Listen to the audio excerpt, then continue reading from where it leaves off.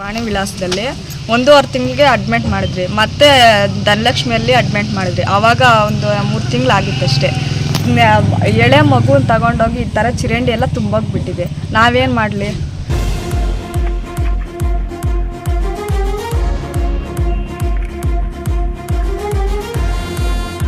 ಎಷ್ಟು ಹೇಳಿದ್ರು ಅದು ಅವನು ದೊಡ್ಡ ಇಷ್ಟು ದಪ್ಪ ಅವನ 50% ನನ್ನ ಮಗ ಇಲ್ಲಿಗೆ ಬಂದಿಲ್ಲ. ಬಿಲ್ ಮಾಡೋದು ಇಷ್ಟಕ್ಕೆಲ್ಲ ಬೈದಿ.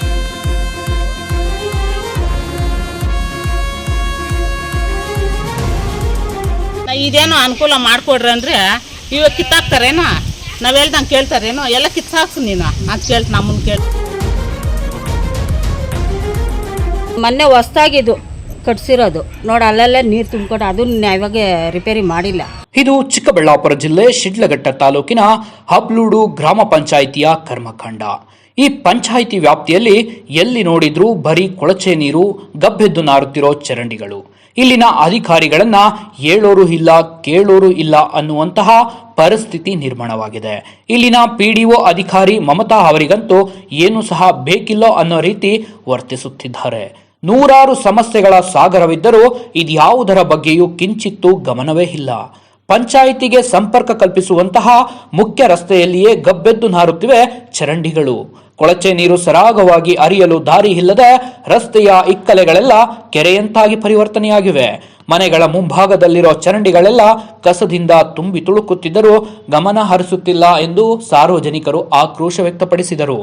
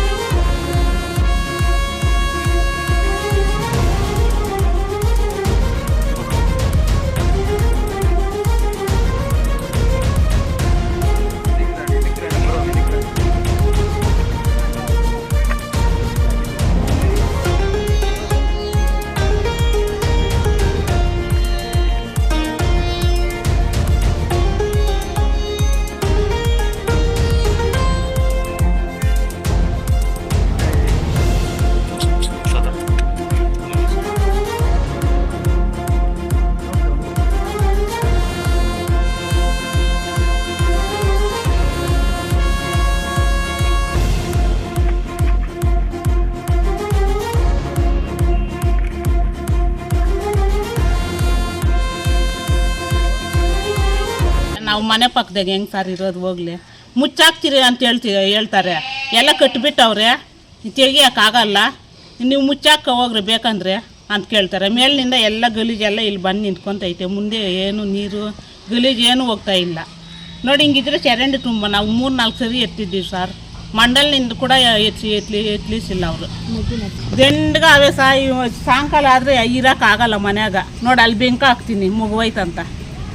ನಾವು ಎಷ್ಟಂತ ಬಾದ್ ಬೀಳಕ್ಕಾತೈತೆ ಹೋಗ್ಲಿ. ಕೊಟ್ಟಿದ್ದೀವಿ ಸಾ, ಅವ್ರು ಹೇಳಿದ್ರು ಮುಚ್ಚಾಕ್ ಬಿಡೋಗ್ರಿ, ಎಲ್ಲ ಕಟ್ಕೊಂಡ್ಬಿಟ್ಟವ್ರೆ, ನಾವು ಕಿತ್ತಾಕ್ಸೋಕ್ಕಾಗಲ್ಲ. ಎಲ್ಲೋಗುತ್ತಾ ಅವರೇ ಕೇಳಬೇಕು ಸರ್. ನಾವೇನು ಕೇಳೋಕ್ಕೂ ಆಗ್ತಾ ಇಲ್ಲ.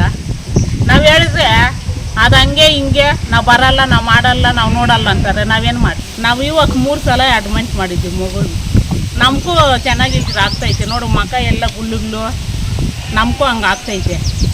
ನಾವು ಎಷ್ಟಂತ ಹೇಳೋಕ್ಕಾಗ್ತೈತೆ ಮಂಡಲಕ್ಕೆ ಹೋಗಿ? ನೀವೇ ಹೇಳ್ಕೊಂಡ್ರೆ ನೀವೇ ಎತ್ತಾಕ್ರಿ ಅಂತ ಕೇಳ್ತಾರೆ ಸರ್ ಅವ್ರು ನಮ್ಮನ್ನ. ಆ ಮಂಡಲ್ ಕೇಳಿದ್ರೆ ನೀವೇ ಎತ್ತಾಕ್ಕೊಳ್ರೆ ನಿಮ್ಗೆ ಸೊಳ್ಳೆ ಬಂದರೆ ಅಂತ ಕೇಳ್ತಾರೆ. 3-4 ಸರಿ ಎತ್ತಿದ್ದೀವಿ ಸರ್. ನಾನು ನನ್ನ ಮಗನ ಕೂಡ ಈ ಚರಂಡಿ ತುಂಬ ಇರೋದು. ವಾಣಿ ವಿಲಾಸದಲ್ಲಿ 1.5 ತಿಂಗಳಿಗೆ ಅಡ್ಮಿಟ್ ಮಾಡಿದ್ರಿ, ಮತ್ತೆ ಧನಲಕ್ಷ್ಮಿಯಲ್ಲಿ ಅಡ್ಮಿಟ್ ಮಾಡಿದ್ರಿ. ಆವಾಗ ಒಂದು 3 ತಿಂಗಳಾಗಿತ್ತಷ್ಟೇ. ಎಳೆ ಮಗುನ ತಗೊಂಡೋಗಿ ಈ ಥರ ಚಿರಂಡಿ ಎಲ್ಲ ತುಂಬೋಗ್ಬಿಟ್ಟಿದೆ. ನಾವೇನು ಮಾಡಲಿ? ಅವ್ರಿಗೆ ಹೇಳಿದ್ರೆ ನಂಬರ್ಗೆ ಹೇಳಿದ್ರೆ ನೀವೇ ಮುನ್ನಾಕ್ ಬಿಡ್ರೋಗ್ರಿ, ನಾವೇನು ಮಾಡೋಕ್ಕಾಗಲ್ಲ. ನೆಂಬರ್ಗೆ ಹೇಳಿದ್ರಿ, ನೆಂಬರು ತಲೆಗೆ ಹಾಕ್ಕೊತಾ ಇಲ್ಲ. ನಾವೇನು ಕೇಳಿ, ಮಗು ಐತೆ, ಯಾವಾಗಲೂ ಸೊಳ್ಳೆಗೆ ಮುಚ್ಕೊತಾ ಇರುತ್ತೆ ಮನೆಯಲ್ಲಿ. ಏನು ಮಾಡಲಿ ನಾವು? ಯಾರೂ ತಲೆಗೆ ಹಾಕ್ಕೊತಾ ಇಲ್ಲ. ಪಂಚಾಯತ್ ಹೇಳಿದ್ರೆ ಅವರು ಏನು ತಲೆಗೆ ಹಾಕ್ಕೊತಾ ಇಲ್ಲ. ಮಗು ಐತೆ, ಏನೋ ಒಂದು ವ್ಯವಸ್ಥೆ ಮಾಡಿಕೊಡಿ ನಮಗೆ, ಒಂದು ಪೈಪ್ ಹಾಕ್ಕೊಡಿ, ಇಲ್ಲಾಂದರೆ ಚಿರಂಡಿ ಮುಚ್ಚಿಬಿಡಿ, ಏನೋ ಒಂದು ವ್ಯವಸ್ಥೆ ಮಾಡಿಕೊಡಿ ಸರ್. ನಮಗೆ ಹೆಂಗಿರೋದು ನಾವು ಮಕ್ಕಳನ್ನ ಹಾಕ್ಕೊಂಡು ಮನೆಯಲ್ಲಿ ಯಾವಾಗಲೂ ಹಾಸ್ಪಿಟ್ಲ್ ಅಂತ ತಿರುಗಾಡ್ಕೊಂಡು ಇರೋಕ್ಕಾಗುತ್ತಾ ನಾವು? ನೀವೇ ಪರಿಷ್ಕಾರ ಮಾಡಿಕೊಡಿ ಸರ್. ಶಿವಾನಿ ಅಂತ ನಮ್ಮ ಹೆಸರು. ನಮ್ಮ ಅತ್ತೆ ಹೆಸರು ದ್ಯಾವಮ್ಮ ಅಂತ, ನಮ್ಮ ಯಜಮಾನ್ರ ಹೆಸರು ಗೋಪಿನಾಥ್. ಅದೇ ಈ ಥರ ಗಲೀಜು ಎಲ್ಲ ತುಂಬ್ಕೊಂಡೈತಣ್ಣ. ಇನ್ನು ಅದೇ ವರ್ಷಕ್ಕೋ 2 ವರ್ಷಕ್ಕೊಂದ್ಸತಿ ಮಾಡ್ತಾರೆ. ಅದು ನಾವು ಹೋಗಿ ಅಲ್ಲಿ ಇನ್ಫಾರ್ಮೇಷನ್ ಕೊಡಬೇಕು, ಈ ಥರ ಇರ್ತಿಸ್ರಿ ಅಂತ ಹೇಳಿದರೆ ಅವಾಗ ಬಂದು ಮಾಡ್ತಾರೆ. ಎಲ್ಲ ಆಯ್ತಣ್ಣ. ಮೊನ್ನೆ ಹೊಸ್ದಾಗಿದ್ದು ಕಟ್ಸಿರೋದು ನೋಡಿ, ಅಲ್ಲೆಲ್ಲ ನೀರು ತುಂಬ್ಕೊಂಡು ಅದನ್ನ ಇವಾಗ ರಿಪೇರಿ ಮಾಡಿಲ್ಲ. ಮಾಡ್ತೀವಿ ಆಗ ಕಮ್ಮಿ ನೋಡಿ ಅಲ್ಲಿ ಅಡ್ಡ ಹಾಕ್ಬಿಟ್ಟು ಹಂಗೆ ಹೋಗವ್ರಿ. ಕೇಳಲ್ಲ, ಯಾರು ಕೇಳ್ತಾವ್ರಿ? ಎಷ್ಟು ಹೇಳಿದ್ರು ಅದು ಅವನು ದೊಡ್ಡ ಇಷ್ಟು ದಪ್ಪ ಅವನ 50% ನನ್ನ ಮಗ ಇಲ್ಲಿಗೆ ಬಂದಿಲ್ಲ. ಬಿಲ್ ಮಾಡೋ ದಿವಸಕ್ಕೆಲ್ಲ ಬೈದಿದ್ದೀನಿ. ಅದಕ್ಕೊಂದು ಲೆವೆಲ್ ಬೇಡ. ಇದು 2 ವರ್ಷದಿಂದನೂ ML ಎಲೆಕ್ಷನ್ ಮೊದಲಿಂದನೂ ಕೇಳಿ ನೋಡಿ ಸಮಯ. ನಾನು ಆಕ್ಸಿಜನ್ ಪೇಷೆಂಟ್, ಆಕ್ಸಿಜನ್ 24 ಹೋಗಿ ಹಾಕೋಬೇಕು ನೋಡಿ, ಇಬ್ಬರು ಓಡಾಡೋಕ್ಕಾಗಲ್ಲ. ಯಾರಾದರೂ ಬಂದರೆ ಬಿಡಿಸ್ಕೋಬೇಕು. ಹಂಗೆ ನಮ್ಮ 4 ಹಂಗೆ